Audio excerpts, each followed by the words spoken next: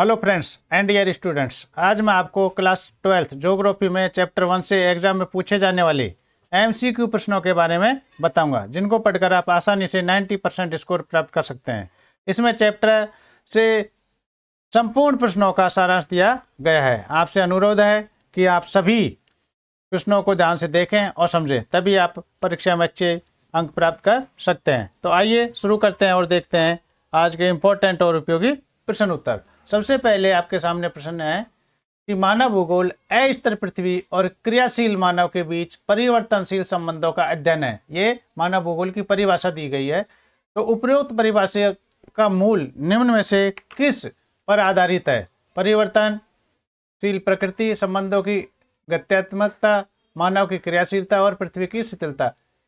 इस परिभाषा को आपको ध्यान से देखना है और यह भी देखना है कि यह परिभाषा किसने दी गई है, ये भी पूछा जा सकता है। तो इसका सही उत्तर होगा ऑप्शन बी, संबंधों की गत्यात्मकता आपका सही उत्तर है। नेक्स्ट क्वेश्चन है कि निम्न में से किस भूगोलविद्ता ने मानव भूगोल को मानव समाजों के बीच, धरातल के बीच संबंधों का संश्लेषित अध्ययन है के रूप में परिभाषित किया गया है? तो आप सभी जानते हैं कि यह परिभाषा किसने दी है। तो यह परिभाषा फ्रेडरिक रैटजेल ने दी है। तो इसका ऑप्शन होगा डी, सही होगा। नेक्स्ट क्वेश्चन है कि विडाल डी ला ब्लांस निम्न में से मानव भूगोल की किस विचारधारा का समर्थक था? संभववाद, निश्चयवाद, नवनिश्चयवाद या कल्याणकारी भूगोल? तो यह था संभववाद का। तो इसका उत्तर होगा सही आपका ऑप्शन ए, संभववाद। नेक्स्ट क्वेश्चन है निम्न में से कौन सा युगम सुमेलित नहीं है? भूगोलविद्ता यहाँ दिए गए हैं और कुछ उपागम दिए गए हैं। तो फ्रेडरिक रैटजेल ने निश्चयवाद का, एलन सी सैंपल ने कल्याणकारी, क्रिप्टेल ने नवनिश्चयवादी, विडाल डी ला संभववाद। तो इनमें से कौन सा सही नहीं है? तो ये आपका उत्तर होगा ऑप्शन बी, एलन सी सैंपल ने कल्याणकारी उपागम। ये गलत है, इसमें आपका ये सुमेलित नहीं है, ये उत्तर होगा आपका। नेक्स्ट क्वेश्चन है कि निम्नलिखित कॉलम जो दिए गए हैं सही युगम बनाए तथा इनके सही विकल्प चुनिए। तो काल दिए गए और उपागम दिए गए हैं। आरंभिक उपनिवेश का युग है, प्रादेशिक विश्लेषण 1950 के दशक के अंत में से 1960 के अन्वेषण और विवरण, उत्तर उपनिवेश युग, क्षेत्रीय विभेदन और अंतर युद्ध अवधि के बीच 1930 का दशक है, स्थानिक गठन। तो इसमें से मैच करना है तो कौन सा कब हुआ था? तो इसका सही उत्तर होगा आपका आरंभिक युग। इसमें होगा अन्वेषण और विवरण है। दूसरे में है 1950 के दशक के अंत में से 1960 के दशक में। तो ये आपका होगा 4 यानी स्थानिक संगठन। तो आपका सही उत्तर है यह है ए। नेक्स्ट क्वेश्चन है कि रुको और जाओ निश्चयवाद मुख्य रूप से संबंधित है, किससे संबंधित है? ऐसे मानव से जो प्रकृति की सुनता था और उसकी पूजा किया करता था? नहीं, ये तो निश्चयवाद हो गया। ऐसे मनुष्य जो अभाव की अवस्था से स्वतंत्रता की अवस्था की ओर अग्रसर होते हैं, विकास की उन सीमाओं से जो पर्यावरण की हानि न करके संभावनाओं की उत्पन्न करते हैं, और ऐसे मानव के विकास के लिए किसी भी सीमा तक प्रकृति के साथ अंतर के। तो इसका ऑप्शन होगा ऑप्शन सी, सही ऑप्शन होगा आपका सी, विकास की उन सीमाओं से जो पर्यावरण की हानि न करके संभावनाओं की उत्पन्न करती है।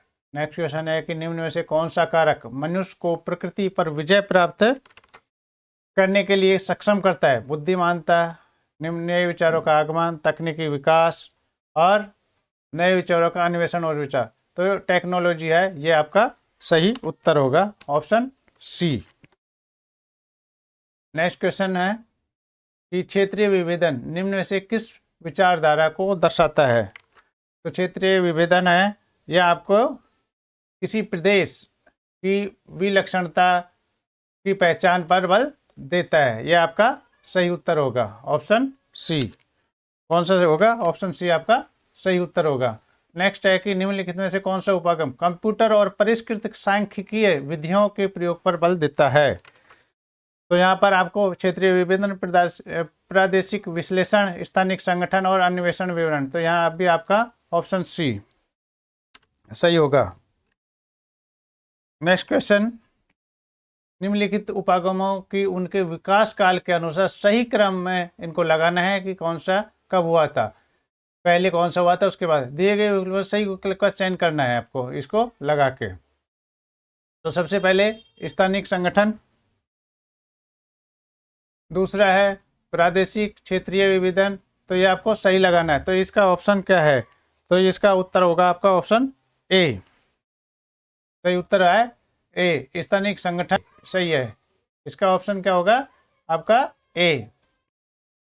नेक्स्ट क्वेश्चन, निम्नलिखित अवस्थाओं का अध्ययन करिए और दिए गए विकल्पों में से सही का चयन करते हुए इन अवस्थाओं के लिए उचित शीर्षक दीजिए। तो यहाँ पर दिया है तकनीकी विकास का न्यूनतम स्तर, भौतिक पर्यावरण प्रकृति की माँ के रूप में, तो निश्चयवाद के रूप में दिए गए हैं। ये दोनों मनुष्य द्वारा प्रकृति की बातों को समझना तथा उसकी पूजा करना। तो इनमें से कौन सा है, तो मानव का प्राकृतिकरण होना। इसमें ऑप्शन आपका है ए, मानव का प्राकृतिकरण, ये आपका सही ऑप्शन है ए, ऑप्शन आपका सही उत्तर होगा। नेक्स्ट है, निम्नलिखित में से कौन प्रकृति प्रदत्त नहीं है, प्राकृतिक वनस्पति, मिट्टियाँ, खेत खलियान या भू आकृतियाँ। तो प्रकृति के द्वारा कौन सी चीज़ें नहीं दी गई हैं, तो यह है खेत खलियान, प्रकृति के द्वारा नहीं है, मनुष्य द्वारा निर्मित की गई है। न तो यहाँ नितांत आवश्यकता की स्थिति है और ना ही नितांत स्वतंत्रता की दशा। उपरोक्त परिभाषा निम्नलिखित में से किस संकल्पना को भली भांति रूप से परिभाषित करती है, संभाववाद, निश्चयवाद, मानववाद या नवनिश्चयवाद। तो यह आपकी करती है ऑप्शन डी, नवनिश्चयवाद को परिभाषित करती है कि ना तो प्रकृति की मानो और ना ही पूरी तरह से स्वतंत्र रहो। तो ऑप्शन डी इसका सही उत्तर है, नवनिश्चयवाद। निम्नलिखित में से कौन सा मानव भूगोल के अध्ययन में सम्मिलित नहीं है, तो इसका सही उत्तर होगा भौतिक पर्यावरण का अध्ययन, ऑप्शन ए। नेक्स्ट क्वेश्चन, मानव भूगोल अस्थिर प्राणी और क्रियाशील मानव के बीच परिवर्तनशील संबंधों का अध्ययन है। इस तरह से कोटेशन दिए जाएंगे और यही आपसे पूछे जा सकते हैं, इस तरह के क्वेश्चन ही पूछे जाएंगे, इसमें से ही क्वेश्चन आएंगे, घुमा फिरा के आपसे यही पूछे जाएंगे। मानव भूगोल की यह परिभाषा निम्न में से किस भूगोलवेत्ता की है, तो यह है रेडजेल, हंटिंगटन, विडाल डी प्लास या एलएनसी सैंपल। तो ये किसकी है, तो यह है कुमारी एलएनसी सैंपल के द्वारा ये परिभाषा दी गई है। निम्नलिखित में से किस भूगोलवेत्ता को आधुनिक मानव भूगोल का जन्मदाता माना जाता है, आधुनिक भूगोल का, तो आपको पता ही है फ्रेडरिक रेडजेल को आधुनिक मानव भूगोल का जन्मदाता माना जाता है। तो इसका सही उत्तर होगा ऑप्शन ए। नेक्स्ट क्वेश्चन, निम्नलिखित कथनों का ध्यानपूर्वक अध्ययन कीजिए तथा उचित विकल्प का चयन कीजिए। पर्यावरण निश्चयवाद में मानव प्रकृति के आदेशों के अनुसार अपने आप को ढाल लेता है, इस अवस्था में मानव प्रकृति की पूजा करता था। तो ये किसकी हो गया, यह है निश्चयवाद की। तो इसमें कथन 1 और 2 दोनों सही हैं, तो ऑप्शन आपका सी उत्तर सही होगा। नेक्स्ट क्वेश्चन है कि निम्नलिखित में से कौन मानव भूगोल की शाखा नहीं है। नगरीय भूगोल मानव भूगोल के द्वारा बने, पर्यटन भूगोल है, जनसंख्या तो भूगोल मानव भूगोल की परिभाषा की शाखा नहीं है। नेक्स्ट क्वेश्चन है, निम्नलिखित में से कौन सा मानव भूगोल का उपागम नहीं है, तो ये आपका होगा व्यवहारवाद, ऑप्शन डी आपका सही उत्तर होगा। आपसे अनुरोध है कि यदि आपको वीडियो अच्छा लगे तब वीडियो को लाइक करें, चैनल पर नए हैं तो चैनल को सब्सक्राइब करें, जिससे आपको इस तरह के और भी इम्पोर्टेंट वीडियो मिलते रहें। तो नेक्स्ट क्वेश्चन है कि निम्न में से कौन रुको और जाओ विचारधारा का प्रवर्तक है, Griff Taylor, Ratzel, Friedrich Ratzel, Vidal de Laplace और जीन जैन ब्रेक्स। तो इसका सही उत्तर होगा आपका option A, Griff Taylor. Next question, निम्न में से कौन युग्म सुमेलित नहीं है। ये क्वेश्चन आपको ध्यान से पढ़ना है इस तरह से कि है या नहीं है, तो यहाँ है नहीं है, तो इसको ध्यान से समझना है। यही बच्चे, यही छात्र हैं, यही गलती कर जाते हैं कि इसको ध्यान से नहीं पढ़ते और क्वेश्चन को गलत कर जाते हैं। तो ये चीज़ें ध्यान से देखनी है कि क्या पूछ रहा है क्वेश्चन में। तो मानव भूगोल का जन्मदाता रेडजेल, संभाववाद का प्रवर्तक ब्लांस, आर्थिक भूगोल की शाखा चिकित्सा भूगोल और नवनिश्चयवाद का जनक ग्रिफ टेलर। ये थोड़ी यहाँ टाइपिंग में मिस्टेक हो गई है, इसलिए ये नवनिश्चयवाद है, नवनिश्चयवाद। तो इसका सही उत्तर होगा सी, आर्थिक भूगोल की शाखा चिकित्सा भूगोल, ये सुमेलित नहीं है।